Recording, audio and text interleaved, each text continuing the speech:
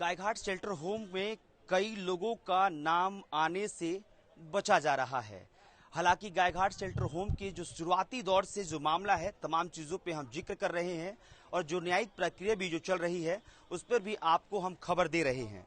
वंदना गुप्ता एक नाम, जिनका नाम लगातार जिक्र इसलिए हो रहा है क्योंकि गायघाट जो शेल्टर होम है वहां के सुपरिटेंडेंट हैं और उनका नाम जोरों शोरों से लिया जा रहा है, क्योंकि जिस बच्ची ने निकलकर इन तमाम चीजों की शुरुआत की थी उस बच्ची ने लगातार इस बात का दावा किया है कि वंदना गुप्ता ही वो महिला है जिनके द्वारा शेल्टर होम में तमाम गलत काम करवाए जाते हैं। लेकिन फिलहाल जो वंदना गुप्ता है उन्होंने एंटीसिपेटरी बेल के लिए कोर्ट में फाइल किया है और इन तमाम चीजों पे जानकारी के लिए हमारे साथ मीनू जी हैं, जो कि लगातार इस मामले को देख रही हैं, इस मामले की वकील हैं। लड़की के तरफ से तमाम चीजों के बारे में जानने की कोशिश करेंगे। मीनू जी, वंदना गुप्ता के द्वारा कोर्ट में फाइल किया जाता है एंटीसिपेटरी बेल, क्या है पूरा आधार उसका?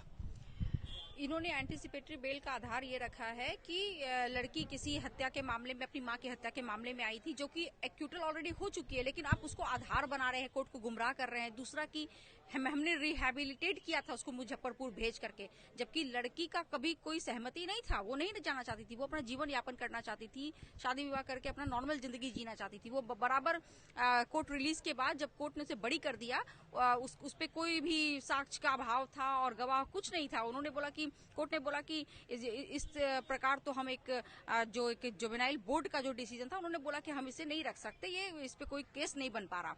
उन्होंने रिहाई कर दी। उसके बाद आपने ये ग्राउंड ले लिया कि आप फिर से ये बात कह रहे हैं, और सबसे बड़ी बात तो आप सार्वजनिक नहीं कर सकते एक विक्टिम का नाम को, और उसकी बीती जिंदगी को आप सार्वजनिक नहीं कर सकते। मीडिया के सामने आकर के आप उसकी पिछली जिंदगी को आप नहीं बता सकते। ये लोग उनके तरफ से ये उल्लंघन किया जा रहा है बराबर। और उसके बाद ये रिहेबिलिटेशन का ग्राउंड बनाती हैं कि हमने तो भाई अपनी ड्यूटी की थी, हमने तो मुजफ्फरपुर उनको भेज दिया था, जबकि उसका जो पति है वो बार बार यही बोला कि मुजफ्फरपुर बालिका गृह इतना ज्यादा हाईलाइटेड रहा, उसमें इतनी सारी स्कैंडल्स की बात चल रही है, तो मेरी होने वाली जो पत्नी है जिसे मैं शादी करना चाहता हूँ वहां पे उसको मत भेजिए।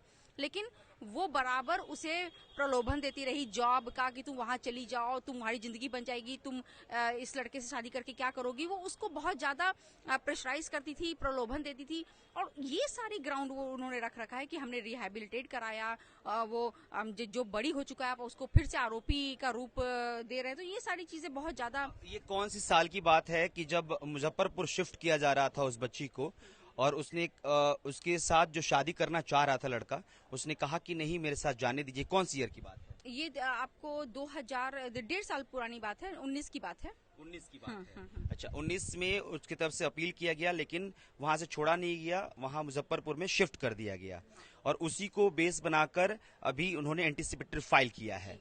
एक चीज और बताइएगा, जैसे आपने एक जिक्र किया कि पहले का एक केस है 2011 का, उस केस को थोड़ा समझाइए कि क्या उसको कैसे बेस बना रही है?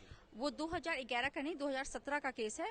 हाँ, वो उसको बेस बना रही है कि लड़की ही हत्यारी थी, अपनी माँ की हत्या करके भागी थी घर से, और उसके बाद वो वैसी लड़की है जो मेरे पे इल्जाम लगा रही थी। और जो 11-12 साल की बच्ची थी जिसे कुछ पता नहीं था, मुझे जो उनकी वकील है जेजीबी में, जो जुवेनाइल जस्टिस बोर्ड में, और मैं भी उसका केस देख रही थी उस टाइम पे, तो उस लड़की को ये भी नहीं पता था कि मुझे वकील रखा जाता है। जब मेंबर लोग अंदर गई, जब उनसे बातें की कि क्या तुम यहाँ पे क्यों हो, तो उसने बताया कि मुझे मेरी माँ की हत्या, मेरी गोतिया का प्रॉपर्टी मैटर था और उसने मुझे फंसा दिया है, मेरे को कुछ पता नहीं था, बस बोला गया कि तुमको कोर्ट में जाकर बोलना पड़ेगा, और उसके बाद मुझे जेल भेज दिया गया। उस बच्ची को 12 साल 13 साल की उम्र में कुछ नहीं पता था, उसको गुमराह कर करके केस में फंसा दिया गया, पारिवारिक कलह में, और वो रिमांड होम चली गई।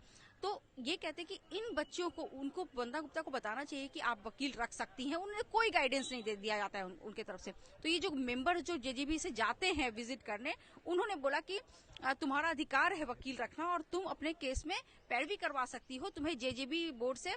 तो उन लोगों ने लिख करके ये सूचना दी जेजीबी कि इस प्रकार की लड़की अंदर है और उसे वकील प्रदान किया जाए और उसका केस को प्रोसीड करवाया जाए। तब उस लड़की ने वकील रखा और उसकी कोर्ट, और उसमें मैं भी उसको कानूनन सलाहकार उसकी थी, और मैं बराबर उसको बताती थी कि ऐसे कराना है वैसे। तो हम लोग उसे जान रहे।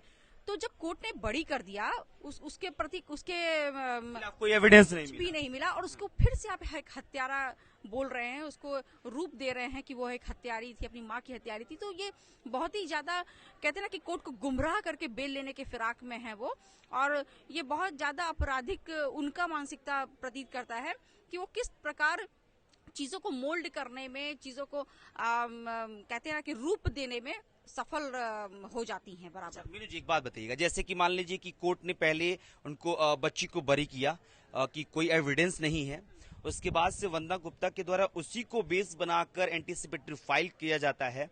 क्या वंदना गुप्ता के ऊपर इस मामले में भी कानूनी कार्रवाई हो सकती है?